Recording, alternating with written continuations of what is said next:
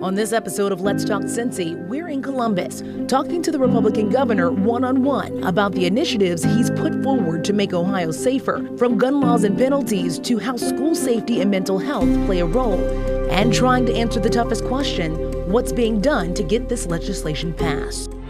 From WLWT, this is Let's Talk Cincy with Curtis Fuller and Alexis Rogers.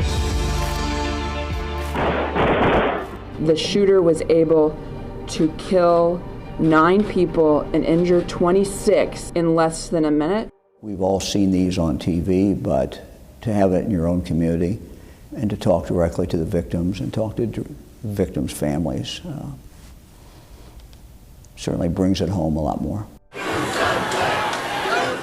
Governor Mike DeWine heard chants of do something when he spoke during a vigil after the Dayton shooting. Since then, he's put out a 17-point plan that includes expanding background checks and establishing what he calls is a law better than a red flag law in Ohio. I told them I was going to do, everything I could to make it safer for people in Ohio. That's my obligation. We have an obligation to do something. Governor of Ohio, Mike DeWine, says he's trying to stay true to his promise to victims' families of the Dayton mass shooting, unveiling a legislative plan to address gun violence. We're here with Governor Mike DeWine in Columbus. Take us back to the night of August 3rd, the morning of August 4th. How were you notified? What's going through your mind? About 2 o'clock in the morning, Tom Stickrath, who heads up public safety for us, called me and told me that there had been a mass shooting in Dayton. Of course, that is your worst fear, your worst nightmare if you're a governor or if you're a mayor. I think about 10 o'clock that morning, I think Fran and I went to church at 8, and then we went over and met the mayor and got a briefing from the police about what had happened. And then the mayor and I and Fran and Sam, who's the husband of Nan Whaley, all walked over together to the Oregon District. The one thing I remember, there's blood. You see how close this guy got to getting into the nightclub building. He's shot right at the entrance point. But I think the thing that struck me the most in Fran was there was a vendor who had a food cart, and he was selling food, and you saw right there he was killed right there. Blood was on the ground. The food cart was still there. Food was still on the food cart. It's just like it just had happened. So. As you continued to spend time in Dayton and talk to folks in Dayton, what do you remember as people started to process all the things that they were seeing? Well, people, certainly were in shock, and Fran and I, that night, Sunday night, after the shooting, went to a prayer vigil, and it was right in the Oregon District. It wasn't in some other building. It was literally right there. And of course, people were angry. They had a right to be angry. People were upset. People were mourning. People were wanting something done. In the next few days, Fran and I went to, I think, all the funerals that occurred in Ohio. Several of the funerals were actually out of state, but I think we went to all the funerals. And Fran and I will always remember a young man who was there, and he had asked his father to go out that night, and the father ended up being killed, and just the misery of that son, I'll never forget. I'll never forget. And the other thing that stands out is burying, looking in the casket of a mother, and in the front row is the father and a 2-month-old, 3-month-old child. And this is coming after El Paso, too. Yeah, and obviously coming up on the heels of El Paso. But, look, we've all seen these on TV, but to have it in your own community and to talk directly to the victims and talk to victims' families certainly brings it home a lot more. I came back that night.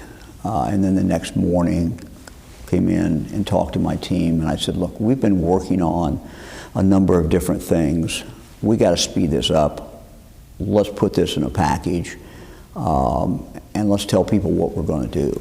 You know, and we're going to continue that conversation. We know that people asked a lot, specifically of you, when it came to coming up with a plan on how to deal with this. So coming up on Let's Talk Cincy, we're going to talk about the safety protection plan as well as the governor's plans for background checks.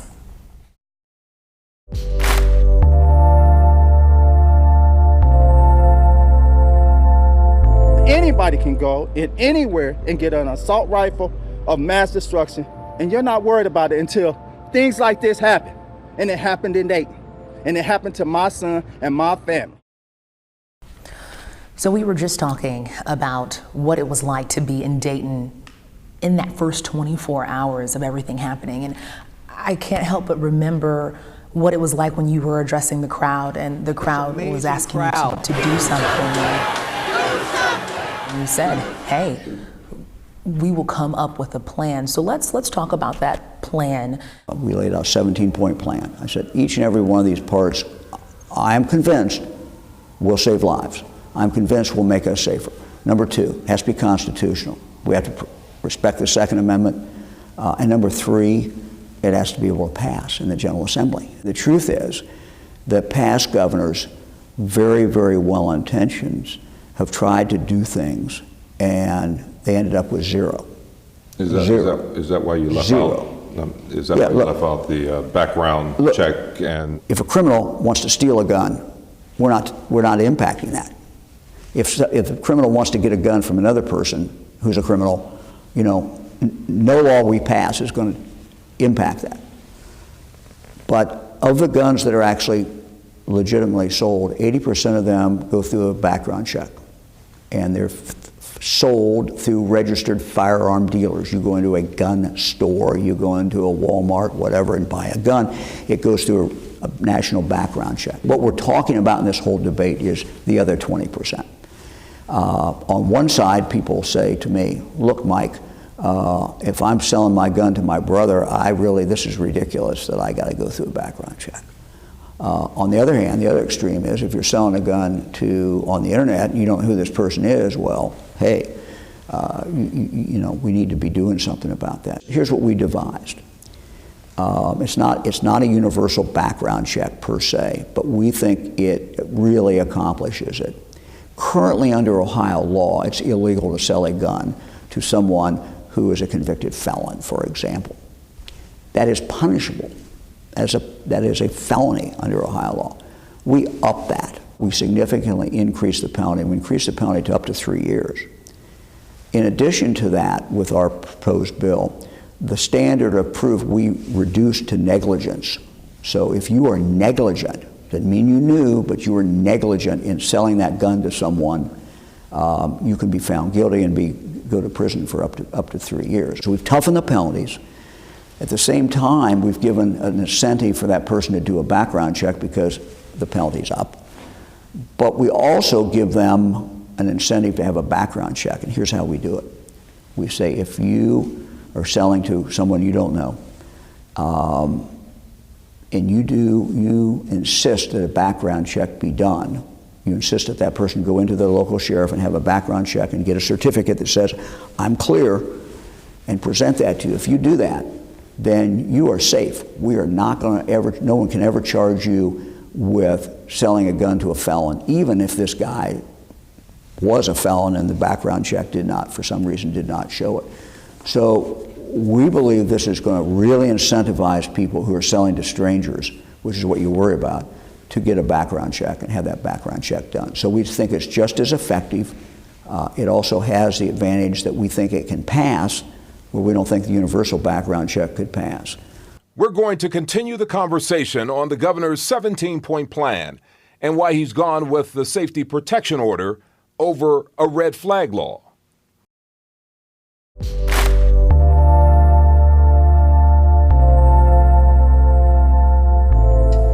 This is the first time in my career that I have witnessed our state government seriously consider restrictions on access to guns. Preventing Ohio families from living in fear. Governor Mike DeWine has turned his promise to do something after the Dayton mass shooting into his strong Ohio legislation. We've already talked about expanding background checks. Let's talk about that plan, specifically when it comes to the safety protection order first. I think that that's really important. A lot of people having questions of what makes this different. The so-called red flag. Now, what does that mean for our viewers? Let me describe a scenario that I saw as a county prosecuting attorney and that I saw as the Attorney General of the state. A family has a loved one in their family who has a mental health problem, or they're a chronic alcoholic, or they're a drug addict. And that person has a gun or a bunch of guns. And the family is very worried that this person is going to hurt themselves, kill themselves, or they're going to kill someone else. Now, we've all seen these scenarios. You all have reported this in the news because it happens everywhere. And families today don't really have a good avenue to do something. The law we've proposed will cut down on suicides. The law we propose will cut down on other bad outcomes.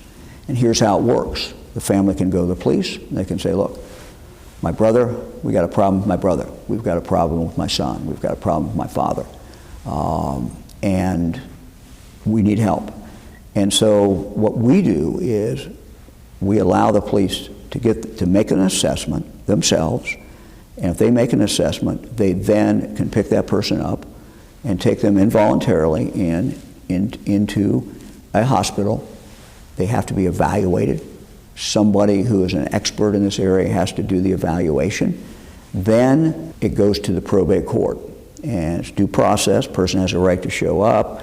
A person has a right to have an attorney, but there's a determination if that person is going to be, or is in fact a danger to themselves and a danger or a danger to others. If that determination is made based on the evidence by the probate court judge, then and only then, two things happen. The person is ordered to get the treatment, whatever that treatment is.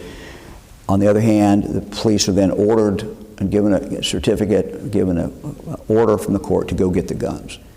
It's better than a red flag because we get the person first and deal with the person under our proposal. Under the red flag, we go deal with the guns, and we don't really deal with the person's problems. It's safer for police. One of the most dangerous things is a police officer to have to go in with somebody who's got a gun, who may have a mental health problem, or maybe an alcoholic, or maybe a drug addict, and try to get the gun away from that person. We eliminate that and go directly to let's get this person help, and then let's get their guns. So it's a process. Is it a red flag? No, it's not. It's a uniquely Ohio plan. We had a horrible tragedy in Cleveland last weekend. A 6-year-old child is at home doing nothing wrong. Some guy goes by and shoots up the house. Not 10 times shots. One shot hits the child, kills the child. We see that. And so my guess is when we find out who that did it, we'll find out that he wasn't supposed to have a gun anyway. He'd already been convicted of a violent offense. And so what our plan is, one of our proposals is to dramatically increase the penalty for someone who has a gun, who has been let's start with, who has previously been convicted of a violent offense. Not just any offense, not just a felony, but a violent offense. So it wouldn't necessarily be a drug offense, but if there's violence connected with this offense, then they're not allowed to have a gun under Ohio law. And what we're saying in our bill is we're going to enhance the penalty. We're going to increase that penalty so that judge, if the judge makes a decision, can pull that person out for a much longer period of time. So weapons under disability is what it's called. We have that law now. We would be increasing the penalty. We wouldn't make it mandatory. We want to let the judge make a decision based on the facts of that particular case, why that person had a gun.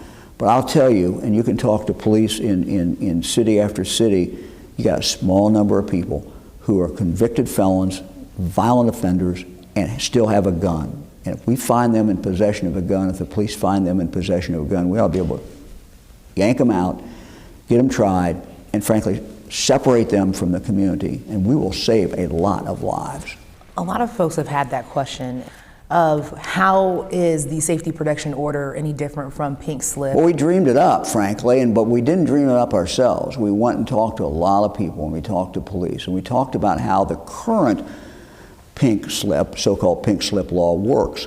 The problem with the current pink slip law is it only deals with mental health.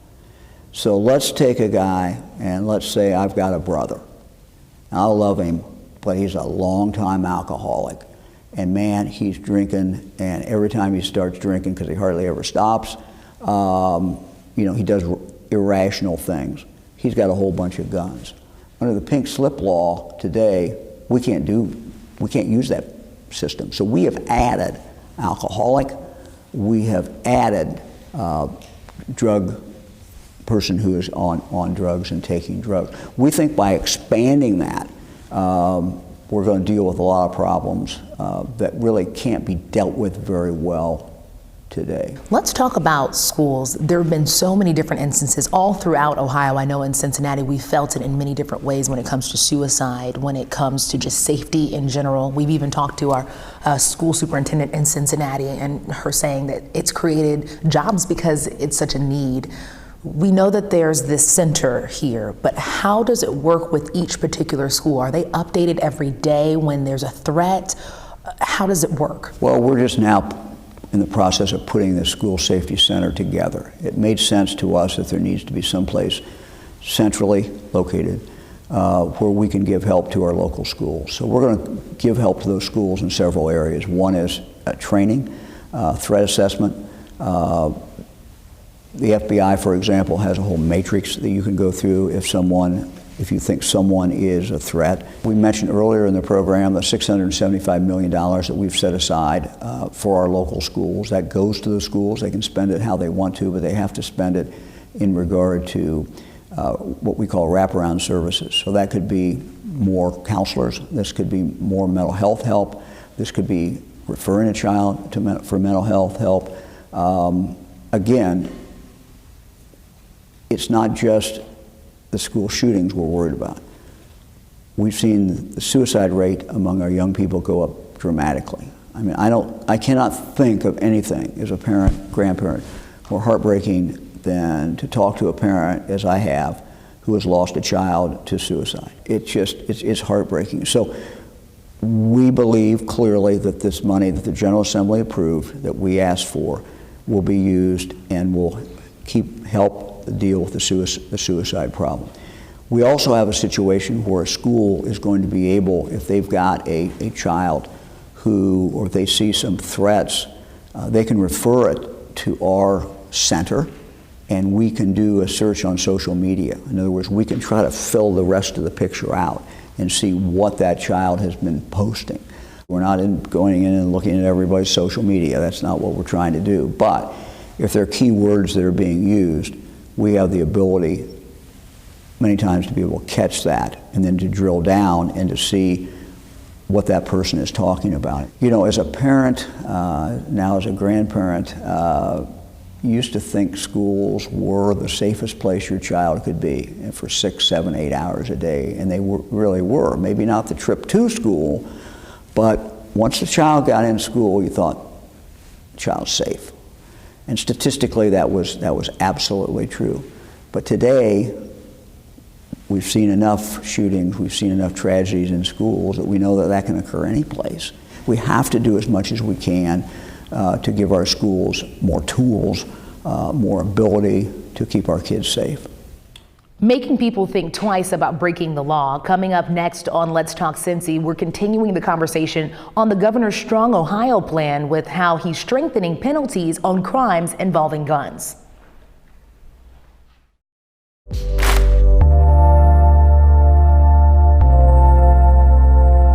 Well, thank you, Governor, for being here today and joining us. People will still have questions, but thank you. Well, no, I appreciate it. And look, our job is to do everything that we can to make people safe. That's the essential function of government. We don't always succeed. We can't guarantee anyone that there's not going to be further tragedies. but we have an obligation to do things that we know will matter. Those are the two things that we've talked a lot about.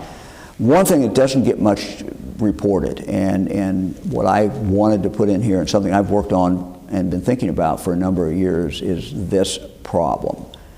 In Cincinnati, or in Dayton, or in Lima, or I can go around the state, big cities, medium-sized cities, there's a small number of people. If you take this universe of the criminal element, people who commit crimes, of that element, there's only a small percentage that commit violent crimes. If you can get those people out of the community, you will save a number of lives. And each one of the things we've talked about on the show today will matter. Each one of these will, in the long run, I believe, save lives. Are there other things that we could do? Maybe. But let's go and do the things that we can actually get done. And I believe these are things that we can get done. It's not going to be easy. This is a heavy lift. This is a pretty big package of things. But I have confidence that the state legislature, once they look at the facts, once they look at what we are doing and how we are doing it, I think they'll pass it. So we'll see. Would you consider this a historic time for us here in Ohio right now when it comes to all of these issues that we've talked about today? Yeah, I think this is a historic time because, you know, I've said we're going to face these questions. You know, these are uncomfortable discussions. You know, you can tell just by our discussion today. I can tell you the discussions I've had as I've go around the state. These are uncomfortable discussions. But part of my job is to deal with uncomfortable things. Part of my job is to deal with things that maybe we wouldn't want to talk about and we wouldn't want to face. I mean, people have different points of view when you're talking about guns. We got people here, we got people here. I'm trying to pull people together and say, these are doable things. They don't threaten your Second Amendment rights. In the same sense, they will actually do things, and they will, you know, there's a general belief even from people who are adamant pro-Second Amendment and people who don't care about the Second Amendment. There's a common belief that there's certain people should not have a gun. Okay, let's build on that common belief and figure out if we can build a system that satisfies everybody and keeps guns out of the hands of some of these people that clearly should not have guns and have absolutely no legal right to have guns at all. All right. Thank you again, Governor. That does it for Let's Talk Cincy. We'll see you next week. And of course, we want to hear from you. Join us on Let's Talk Cincy on WLWT.com on the Let's Talk Cincy tab. And you can also email us at ltc@WLWT.com. We'll see you soon. Thank you. Thank you, sir. Appreciate it. Thank you. It's always nice to visit with you.